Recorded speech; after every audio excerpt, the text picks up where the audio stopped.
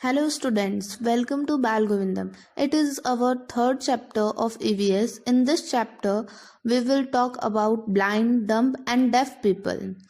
Some people are blind but they can read, and some of the people are dumb and deaf but they are able to talk.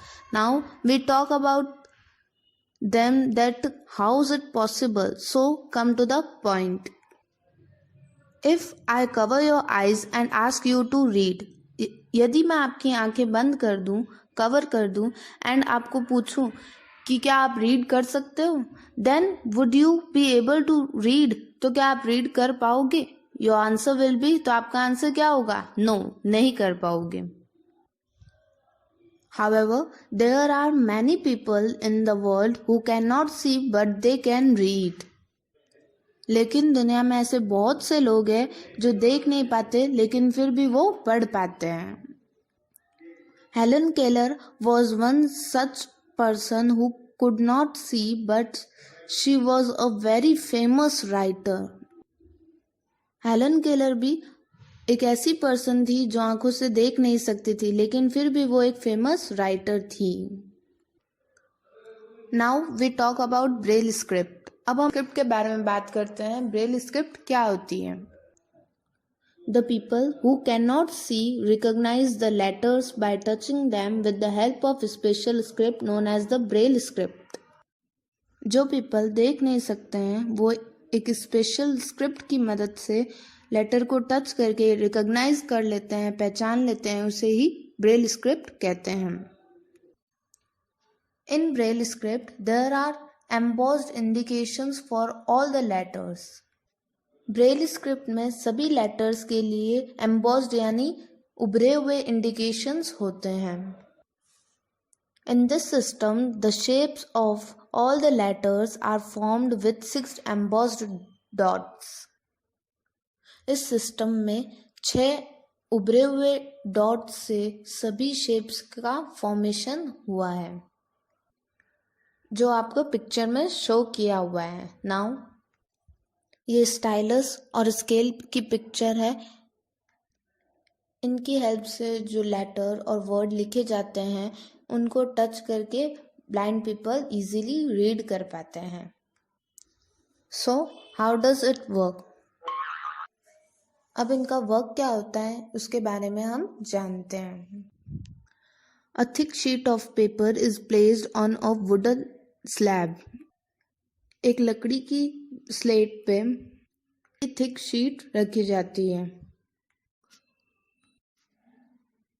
A special scale is there on the paper on which there are groups of 6 dots each in a row.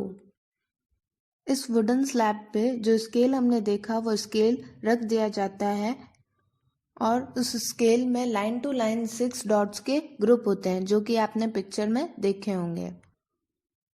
On that paper, we write the letter by making a hole accordingly with the help of a pointed pen which is known as stylus.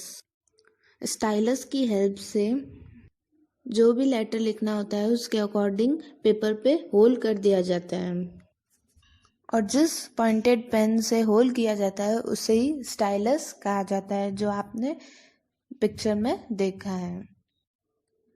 After this, the paper is turned over. The hole made can be felt as raised dots on the back side.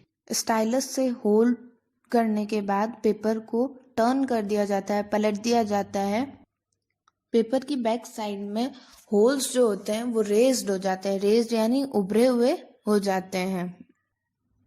By touching them, whatever is written on that paper can be read.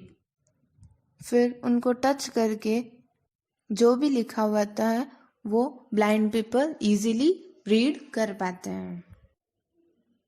The word India is written below in Braille script. You also try to write your name in Braille script with the help of Braille script chart. Now we talk about invention of Braille script. अब हम Braille script के invention के बारे में बात करते हैं. There was a person named Louis Braille and he belonged to France. Louis Braille एक पर्सन है जो फ्रांस के रहने वाले थे। During his childhood once he was playing in his father's workshop and his eyes got injured. एक बार बचपन में वो अपने फादर की वर्कशॉप में खेल रहे थे तो उनकी आंखों में चोट लग गई। He became blind. इससे उनकी आंखों की रोशनी चली गई और वो ब्लाइंड हो गए। Louis Braille was a brilliant student और लुई ब्रेल जो थे वो बहुत ब्रिलियंट स्टूडेंट थे। Louis Braille was being taught using a special technique. Louis Braille को विशेष टेक्निक से स्पेशल टेक्निक से पढ़ाया जाता था। One a captain of the army visited his school and he showed a script based on 12 dots developed by him to the students and teachers. एक बार captain के army ने उनके स्कूल में विजिटिंग की और उन्होंने 12 डॉट्स की एक स्क्रिप्ट डेवलप्ड की थी जो टीचर्स और स्टूडेंट्स को शो की दिखाई। Louis Braille became highly impressed by that script और लुई ब्रेल जो थे वो इस स्क्रिप्ट को देख के बहुत इम्प्रेस्ड हुए। He made many efforts and modified 12 dots writing method into 6 dots method. उन्होंने बहुत एफर्ट्स लगाए, बहुत मेहनत की और 12 डॉट्स वाले राइटिंग मेथड को 6 डॉट्स वाले राइटिंग मेथड्स में चेंज कर दिया, बदल दिया। Therefore, this script developed by Louis Braille was given the name Braille script. तो लुई ब्रेल ने इस स्क्रिप्ट को न्यूली डेवलप्ड किया और इसका नाम ब्रेल स्क्रिप्ट रखा गया। तो अभी तक हमने ब्लाइंड पीपल के बारे में बात की जो कि ब्रेल स्क्रिप्ट की हेल्प से रीड कर सकते हैं। Now what about dumb and deaf people? Dumb मतलब जो बोल नहीं सकते, डेफ मतलब जो सुन नहीं सकते। उन लोगों के बारे में क्या? For those people who can not speak and hear, a special type of language is used which is known as symbolic language. जो लोग बोल नहीं सकते, सुन नहीं सकते, उनके लिए भी एक स्पेशल टाइप ऑफ लैंग्वेज होती है जिसे सिंबॉलिक लैंग्वेज कहा जाता है और हिंदी में इसे सांकेतिक भाषा भी कहा जाता है। ये कुछ सिंबल्स हैं जिनकी हेल्प से हम अपनी बात डम्ब और डेफ पीपल को समझा भी सकते हैं और उनकी बात समझ भी सकते हैं। Now we come to our last topic, cerebral palsy. Cerebral palsy क्या है इसके बारे में अब हम जानते हैं। It is a type of disease, ये एक बीमारी है। In this disease, all the organs of the body like hands, legs, etc. are all right but do not work properly. इस बीमारी में सभी ऑर्गन्स जैसे कि हैंड्स, लेग्स सब कुछ ऑल राइट होता है लेकिन ये काम प्रॉपरली नहीं कर पाते हैं, ये अपना वर्क प्रॉपरली नहीं कर पाते हैं।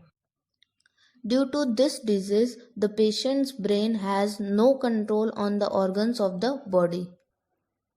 इस बीमारी के कारण पेशेंट्स के ब्रेन का ऑर्गन्स पे कोई कंट्रोल नहीं रहता है। Due to which the person can not perform a particular activity, और इसके कारण वो पर्सन कोई भी पर्टिकुलर एक्टिविटी परफॉर्म नहीं कर पाता। Example, he is unable to lift a book placed in front of him. जैसे उस पर्सन के सामने रखी हुई किताब भी वो उठा नहीं पाता। Some specific type of exercise is required in this disease. इस बीमारी में कुछ स्पेसिफिक टाइप की एक्सरसाइज ज़रूरी होती है। Due to physical exercise gradually brain starts controlling the organs of the body.